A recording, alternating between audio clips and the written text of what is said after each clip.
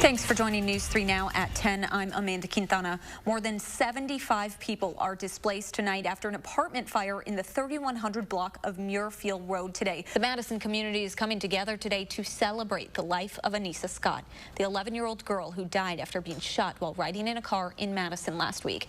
But today wasn't just about looking back on a life cut short, but about looking ahead to a safer future. That's what city and state leaders promised outside the Capitol this morning. Adam Duxter joins us now with some perspective on what's become one of the most violent summers in Madison's history. Our Gabriella Becerra has been following this story all day. Gabby, what can you tell us? Amanda, this is a live look from our News 3 Skycam of the intersection of Raymond Road and McKenna Boulevard. This is a live look at Southern Wisconsin Regional Airport. President Trump is scheduled to host one of his campaign rallies there within the hour. He's expected to arrive around 6 o'clock, then speak around 6:30. Tonight's rally comes 2 weeks after he scrapped a visit to Janesville due to his positive coronavirus diagnosis. We have team coverage tonight of the president's visit. Adam Duxter has reaction from those at the rally in Rock County just 17 days from Election Day, while Gabriella Becerra is in Madison, where U.S. Senator Elizabeth Warren spoke to supporters today on behalf of Joe Biden's campaign. Thanks for joining News 3 Now at 6. You're looking at a live picture of a press conference that we're expecting to start any second now at the Janesville Police Department. Officials say they will provide an update in this week's deadly double shooting. The last time we heard from Janesville Police was Thursday, when they announced they had no updates in their investigation. On 2/10/20 at approximately 2 a.m. Again, just to wrap this up, Marcus T. Randall L. has been arrested as a suspect. Let's go back out to our Gabriella Becerra. Gabby, what's happening now? Amanda, since we've checked in with you, they have advanced quite a bit down State Street. We are now in the 500 block of State Street, but they just let off more tear gas about a block down. Gabby, it's hard to tell who is just watching and who is involved in this violence. How many people have you seen, doing things like this and knocking over planters? Amanda. Right now, protests of George Floyd's death continue on State Street tonight as Madison rebuilds and cleans up after a night of violent riots.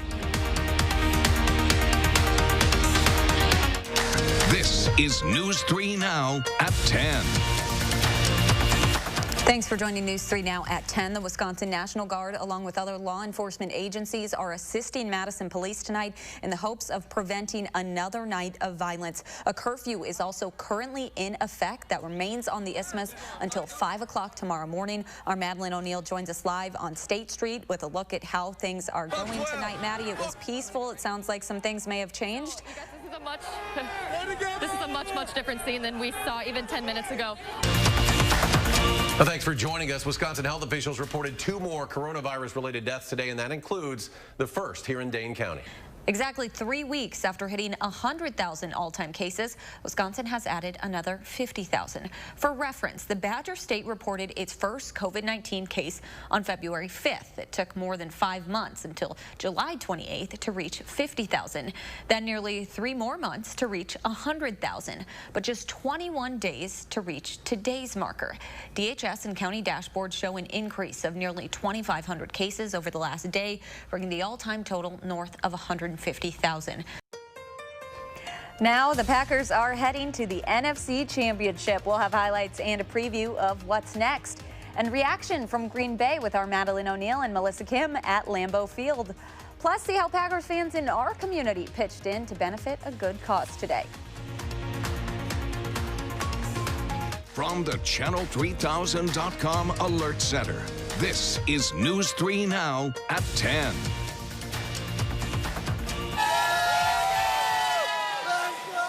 Thank you, Kevin. We have more team coverage in Green Bay. That's where we find our Madeline O'Neill with how fans are feeling tonight. Madeline, I'm sure there's a lot of excitement right now.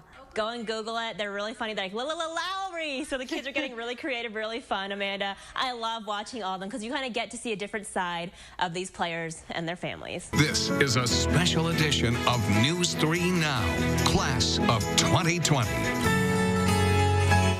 Good evening. Thanks for joining us for this special half-hour show honoring the class of 2020. Thanks for joining News 3 Now at 10. Merry Christmas. Happy Hanukkah. I'm Mark Kane. Thanks for tuning in. Happy Thanksgiving. Thanks so much for joining us for the news tonight. I'm Amy Reed. A church in Rock County is opening its doors for those who don't have a place to go this Thanksgiving. Of course, New Year's Eve right around the corner, and does look dry for any New Year's Eve plans. Wow, all right. Snow next year, I guess. Yes. Thanks so much for joining us. Have a great night.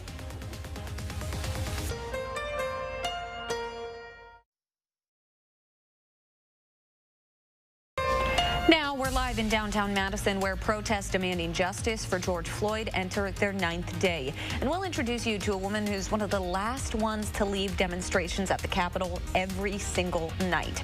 Plus, after taking legal action this week, some Dane County churches are welcoming back hundreds to the pews.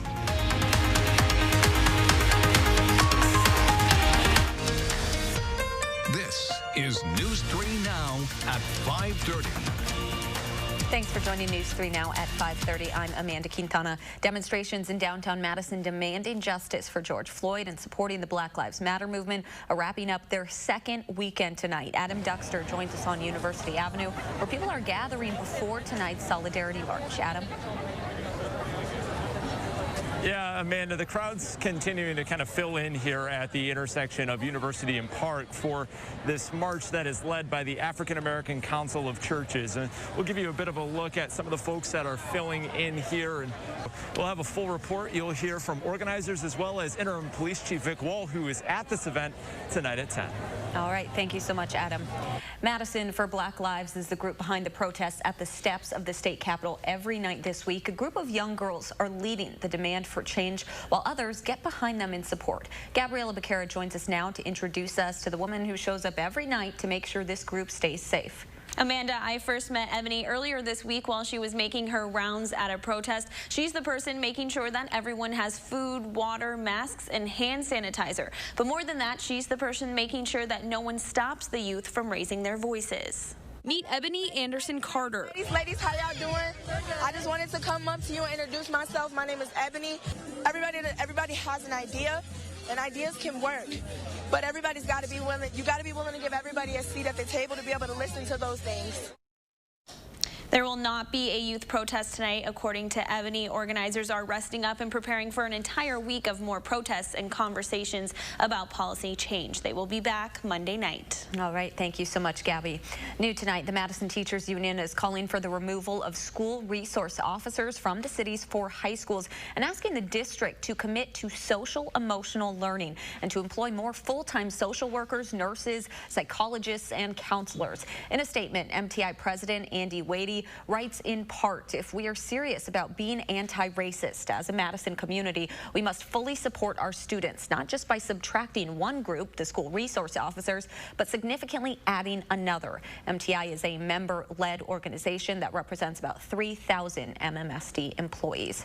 Joe Biden will travel to Houston tomorrow to privately meet and offer his condolences to the family of George Floyd. Since Floyd's death nearly 2 weeks ago, Biden has delivered speeches calling for the end of systemic racism in the U.S. The Democratic nominee for president will also record a video message for Floyd's funeral service on Tuesday. But to avoid disruptions that could be caused by his Secret Service detail, Biden does not plan to attend that service.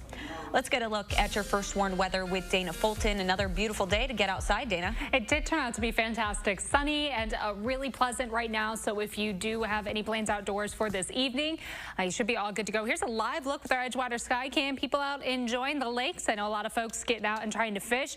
Tomorrow will be sunny again, but quite hot outside. We'll see a little bit of a cooler trend for the end of the week and the weekend as well. But we'll take a closer look at that rain potential in just a few minutes. Amanda?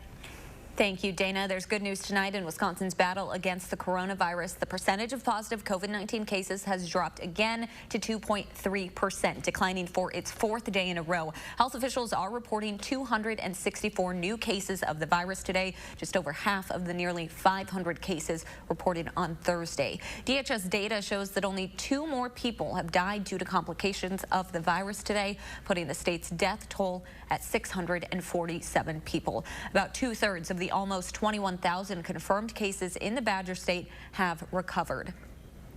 Dane County could enter phase 2 of its reopening plan as early as next week. That would include several changes, including businesses and gyms opening at 50% capacity. The county's 2-week period of its first phase of the Forward Dane plan ends on Tuesday, but officials don't plan to make any decisions until they compile and analyze data from those first 2 weeks. They expect that to be on Friday.